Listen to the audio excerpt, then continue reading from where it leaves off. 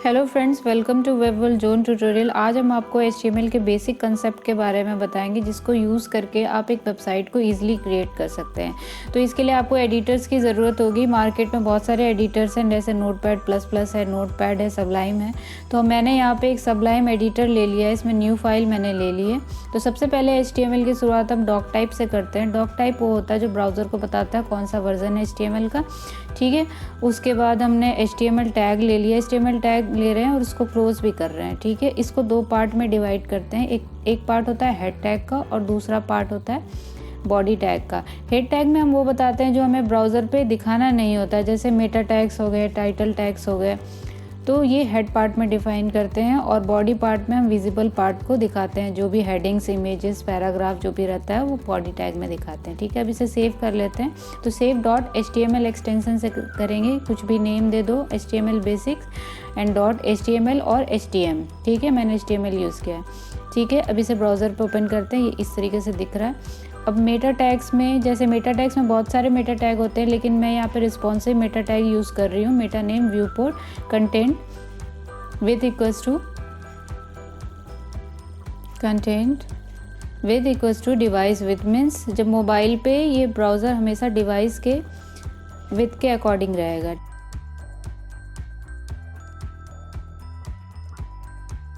ठीक है। और फिर देन हम टाइटल टैग यूज़ कर रहे हैं। टाइटल टैग में जो भी हमारा पेज का टाइटल है वो ब्राउज़र के टाइटल बार पे आ जाएगा, ठीक है। यहाँ पे पेज टाइटल आ गया और ये विजिबल पार्ट बॉडी में जो लिखा था वो आ गया, ठीक है। अब यहाँ पर हम देखते हैं हेडिंग टैग्स कौन से होते हैं। हेडिंग टैग्स होते हैं H1 से लेकर H6 तक। इनका फॉन्ट साइज़ H1 का सबसे बड़ा होता है, H2 का सबसे छोटा होता है। तो जब भी हम कोई टैग स्टार्ट करते हैं तो उसे क्लोज हम बैकस्लैश से करते हैं। तो इसी तरीके से मैंने H4 भी टैग ले लिया एंड देन H5 ले लिया एंड देन इसी तरीके से H6 टैग ले लिया। अब इसके अंदर एक टेक्स्ट लिख लेते हैं, दिस इज़ हेडिंग, स्पेस हटा देते हैं, ठीक है। सेम कॉपी कर देते हैं, ब्राउज़र पे देखते हैं इसे, ये इस तरीके से दिख रहा है। H1 सबसे बड़ा और H6 सबसे छोटा, ठीक है। किसी भी टैग को स्टार्ट करते हैं तो इसे बैकस्लैश से क्लोज करते हैं, ठीक है। कुछ टैग्स ऐसे होते हैं जिनकी सेल्फ क्लोजिंग भी होती है। अब यहाँ पे पैराग्राफ डिस्क्रिप्शन दिखाना तो P टैग से दिखा देते हैं, ठीक है। इसको P टैग से दिखा दिया। देन हम इमेज टैग ले लेते हैं। इमेज में मैंने यहाँ पे एक URL ऑनलाइन इमेज ले ली है, इसका URL SRC में हम हमेशा डालते हैं, ठीक है। इस तरीके से इमेज टैग को इंसर्ट करते हैं, SRC में हम URL देते हैं, ठीक है। अगर आपके लोकल पे है तो आप लोकल का पाथ दे दीजिए। अब यहाँ पे हम एक देखेंगे एंकर टैग। एंकर टैग जैसे लिंक्स कैसे डालना है, जैसे मैं यहाँ पर इसमें गो टू गूगल पेज, जब हम इस लिंक पे क्लिक करूँगी तो ये गूगल पेज पे चला जाएगा। तो href में हमें जिस पेज पे ले जाना है हमें उसका URL देते हैं, ठीक है। उसका URL हमें इसमें देना होता है। अगर ये हमारे लोकल पेज में है तो index.html या aboutus.html, इस तरीके से उसका URL होता है, तो वो उस पेज पे जंप कर जाता है, ठीक है। अब यहाँ पर मैंने इमेज को लिंक की तरह बना दिया, तो इसको सिंपली जहाँ पे टेक्स्ट था वहाँ पे इमेज टैग मैंने यूज़ कर लिया, ठीक है। तो इमेज URL हो गया। अब स्पैन टैग देखते हैं। स्पैन टैग में जैसे किसी पैराग्राफ में कुछ पार्ट को हमें चेंज करना है स्टाइल एट्रीब्यूट से, तो उसकी CSS हमने यहाँ पर दे दी, ठीक है। इसका कलर ग्रीन हो गया, कलर रेड हो गया। तो पैराग्राफ में किसी एक पार्ट पे चेंज करना है तो स्पैन टैग। देन हम देखते हैं स्ट्रॉन्ग टैग को कैसे यूज़ करना है।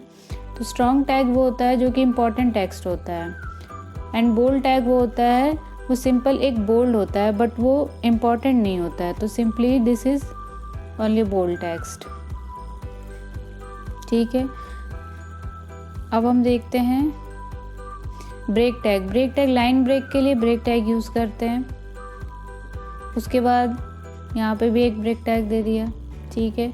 अब एक लाइन क्रिएट करनी है तो इसके लिए हमें HR टैग दे दिया। HR टैग से एक लाइन क्रिएट हो गई, ठीक है।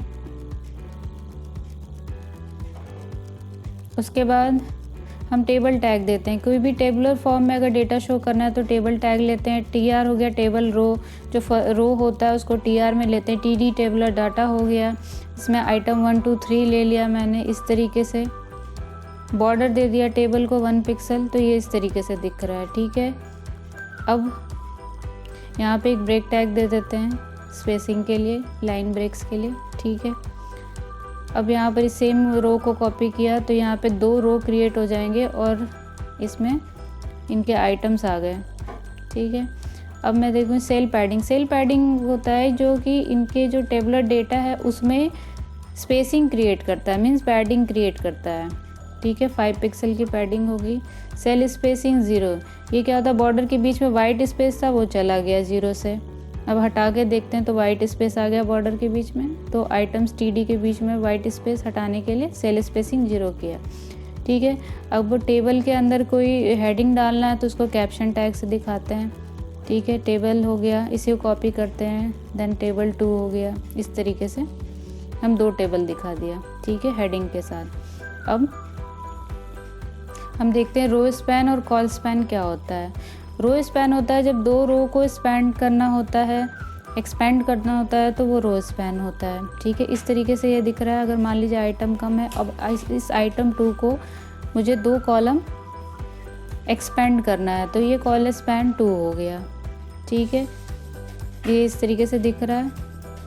ठीक है, उसी तरीके से मान लीजिए पहले वाले रो में एक ही TD है और दूसरे वाले रो में 3 आइटम्स हैं। मैं इनका टेक्स्ट चेंज कर लेती हूँ।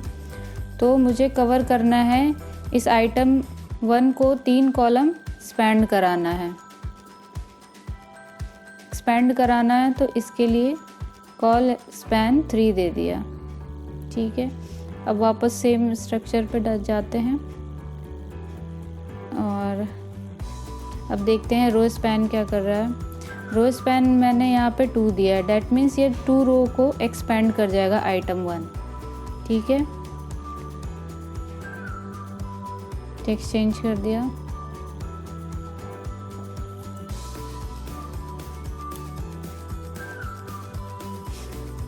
ठीक है, अब देखते हैं फॉर्म टैग के बारे में। फॉर्म टैग जैसे किसी भी पेज में हमें फॉर्म बनाना है, जैसे नेम पास कराना है, नेम की वैल्यू, ईमेल की वैल्यू, मोबाइल की वैल्यू पास करानी है, तो फॉर्म टैग देते हैं। फॉर्म टैग में मेथड 2 होते हैं, पोस्ट होता है और गेट होता है। ठीक है, इसमें इनपुट टाइप टेक्स्ट ले लिया, लेबल दे देते हैं नेम से। इसमें क्या होगा कि कोई भी टेक्स्ट क्रिएट करने के लिए इनपुट टाइप टेक्स्ट हो गया।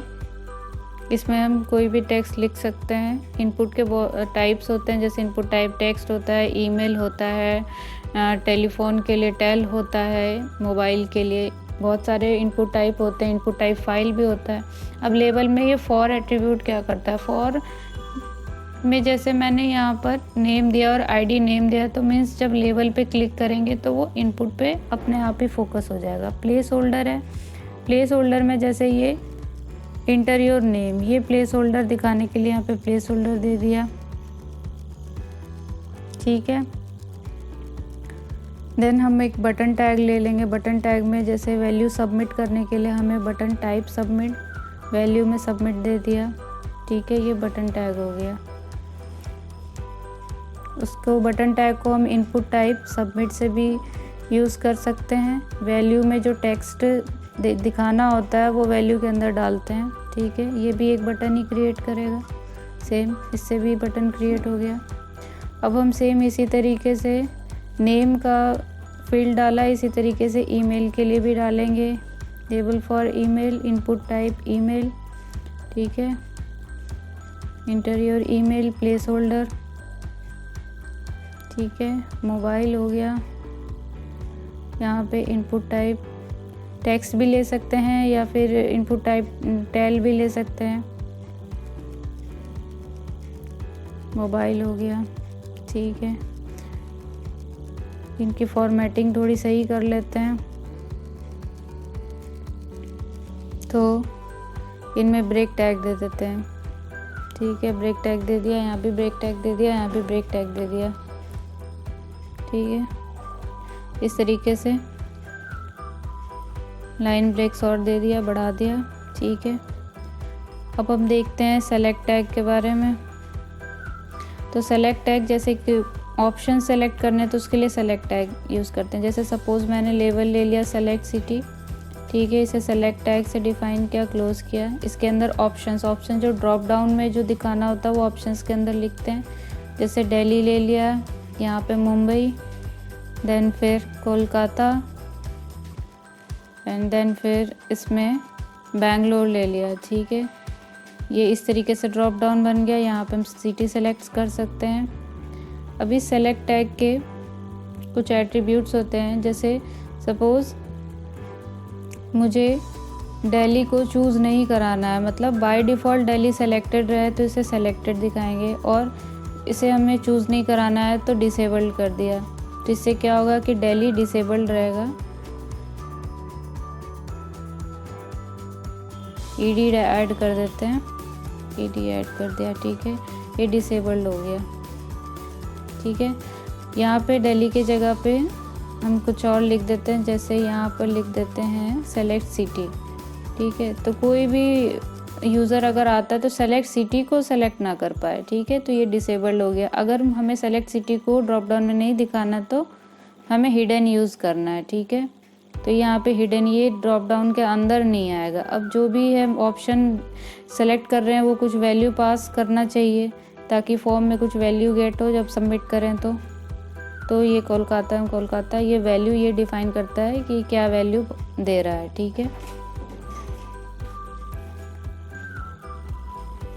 उसके बाद गेट मेथड में क्या होता है कि जो भी हम वैल्यू फिल करेंगे फॉर्म में वो यूआरएल में दिख जाता है हमें, तो इसलिए पोस्ट मेथड ज़्यादा सिक्योर होता है गेट मेथड से। अब हम फ़ाइल को कैसे चूज़ कराना है, फ़ाइल के लिए हम कौन सा इनपुट टाइप यहाँ पर फ़ाइल लेते हैं। ठीक है, इससे क्या होगा कि हम फ़ाइल को सेलेक्ट कर पाएंगे।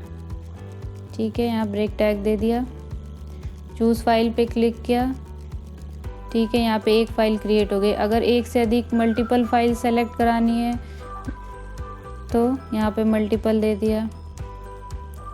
ठीक है, यहाँ पे मल्टीपल फाइल 3 फाइल सेलेक्ट हो गई। ठीक है, ठीक है, अब इनपुट टाइप फाइल भी हो गया। ठीक है, फाइल सेलेक्ट करने के लिए अब देखते हैं यहाँ पे रिक्वायर्ड एट्रीब्यूट। रिक्वायर्ड एट्रीब्यूट ये होता है कि मीन्स आपकी फॉर्म की वैल्यू कभी एम्प्टी नहीं जाएगी, कुछ ना कुछ हमें वैल्यू फिल ही करना है, तो उसके लिए रिक्वायर्ड एट्रीब्यूट ऐड करते हैं हम। ठीक है, यहाँ पे वैल्यू फिल किया, अगर यहाँ नहीं किया तो यहाँ पर भी वैल्यू फिल करना पड़ा, तब सबमिट हुआ। ये थी हमारी HTML की बेसिक वीडियो। अगर आपको हमारी ये वीडियो अच्छी लगी हो तो इसे लाइक शेयर और सब्सक्राइब करें, और ताकि हमारी वीडियो की नोटिफिकेशन आपको मिलती रहे। Thanks for watching.